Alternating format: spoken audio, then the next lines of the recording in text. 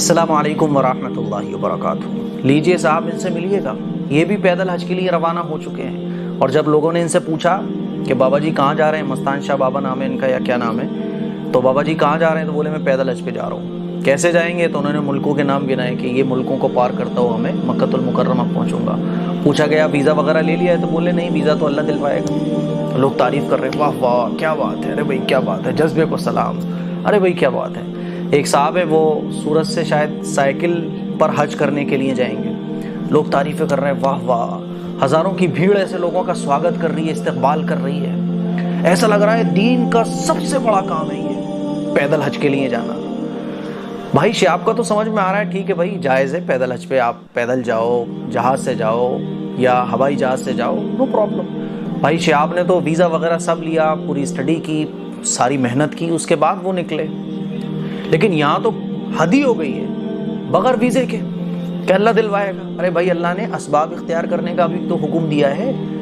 آپ گھر کے دروازے کو کھلا چھوڑ دو اور کہو کہ اللہ حفاظت کرے گا؟ نہیں، دروازہ بند کرو پھر اللہ پر بھروسہ کرو۔ اللہ کے نبی صلی اللہ علیہ وسلم نے ارشاد فرمایا توکل اس چیز کا نام ہے کہ آپ پہلے اونٹ کو کھوٹے سے باندھو پھر اللہ پر بھروسہ کرو، اس چیز کا نام توکل ہے۔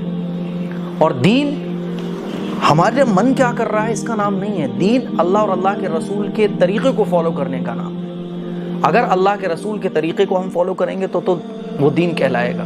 اور دین میں جو چیز جس لیول پر ہے اسی لیول پر اگر رکھی جائے گی تو وہ دین ہوگی۔ کوئی چیز جائز ہے تو آپ اس کو جائز سمجھو، اگر آپ اس کو جائز سے سنت سمجھنے لگو گے غلط ہے۔ کوئی چیز سنت ہے آپ اس کو سنت سمجھو، لیکن سنت سے ہٹا کر اگر آپ اس کو فرض سمجھو گے تو یہ غلط ہو جائے گا۔ جو چیز مباح ہے اس کو مباح سمجھو، اللہ نے جس چیز کا لیول جو رکھا ہے اسی لیول پر آپ اس کو رکھو۔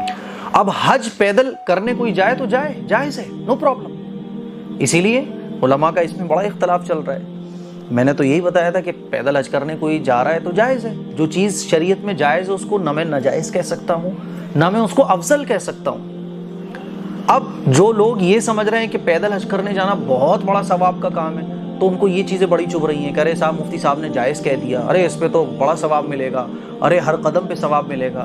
میں بول رہا ہوں بھائی اگر پیدل حج کرنے جانا زیادہ ثواب رکھتا ہوائی جہاز کے مقابلے، پانی کے جہاز کے مقابلے، جو لوگ ہوائی جہاز سے جا رہے ہیں ان کا ثواب کم ہے، پیدل حج پہ جانے والے کا زیادہ ہے، تو مجھے یہ بتا دو رسول اللہ صلی اللہ علیہ وسلم نے سوار ہو کے حج کیوں کیا ہے؟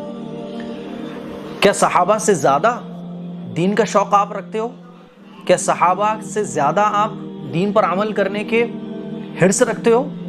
صحابہ سے زیادہ تو آپ دین کی محبت نہیں رکھتے نا، صحابہ سے زیادہ تو آپ دین کا شوق نہیں رکھتے نا، صحابہ سے زیادہ تو آپ کے اندر دین پر عمل کرنے کی حرص نہیں ہے نا۔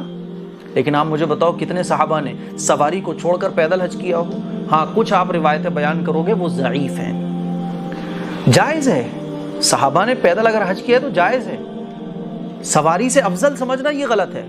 تینوں راستے جائز ہیں، پانی کے جہاز سے جاؤ، ہوائی جہاز سے جاؤ، اور آپ پیدل جاؤ، کار سے جاؤ، سب جائز ہے۔ اصل ہے عبادت کرنا، اصل ہے عبادت کرنا۔ عبادت کرنے میں جو پرابلم آئے اس پر اللہ اجر عطا فرماتا ہے، لیکن وہ پرابلمز جو آدمی خود اپنے اوپر لاد لے تو پھر یہ اس کی مرضی ہے۔ تو میرے عزیز بھائیوں، میری بہنوں، میں سمجھانا یہ چاہ رہا ہوں کہ جو چیز جائز اس کو آپ جائز رکھو، جائز سے افضل مت بناؤ۔ جیسے کچھ لوگ کہہ رہے ہیں نا کہ پیدل حج کرنے زیادہ ثواب رکھتا ہے، تو پھر وہی بات آتی ہے کہ رسول اللہ صلی اللہ علیہ وسلم نے کسی حدیث میں بیان فرمایا کہ پیدل حج کرو تو ثواب زیادہ ملے گا؟ رسول اللہ صلی اللہ علیہ وسلم نے چھوٹی چھوٹی چیزیں اسلام کی بیان فرمائی۔ رسول اللہ صلی اللہ علیہ وسلم نے یہ تک بیان فرما دیا کہ دیکھو سیدھے ہاتھ سے کھانا کھاؤ، الٹے ہاتھ سے استنجا کرو۔ حضور علیہ الصلوۃ والسلام نے سونے کا طریقہ بتا دیا۔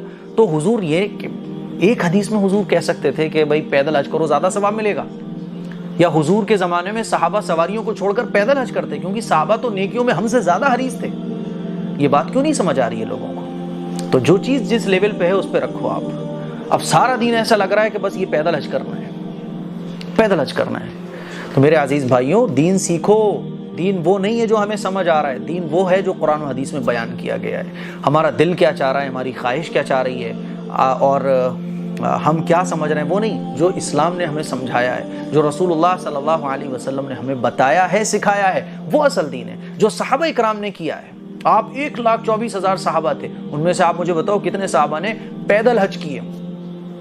ہاں کیے ہیں تو وہ جائز ہے، لیکن افضل سمجھا ہو. اگر افضل پیدل حج کرنا ہوتا تو سارے صحابہ پیدل حج کرتے. تو جو چیز جائز ہے اس کو جائز رکھو، جو چیز سنت ہے اس کو سنت رکھو. سنت کو فرض مت بناؤ، جائز کو سنت مت بناؤ. اسی کا نام دین ہے کہ جس لیول پہ شریعت نے جو چیز رکھی ہے اس کو اسی لیول پر رکھا رہنے دو، ورنہ حالت بہت خراب ہو جائے گی. ہر آدمی پیدل حج کو نکلے گا اور پھر کیا ہونے والا ہے، جو چیزیں صحیح ہیں وہ غلط ہو جائیں گی، جو غلط ہیں وہ صحیح ہو جائیں گی. اس کلپ کو شیئر کریں، دوسروں تک پہنچائیں. السلام علیکم ورحمۃ اللہ.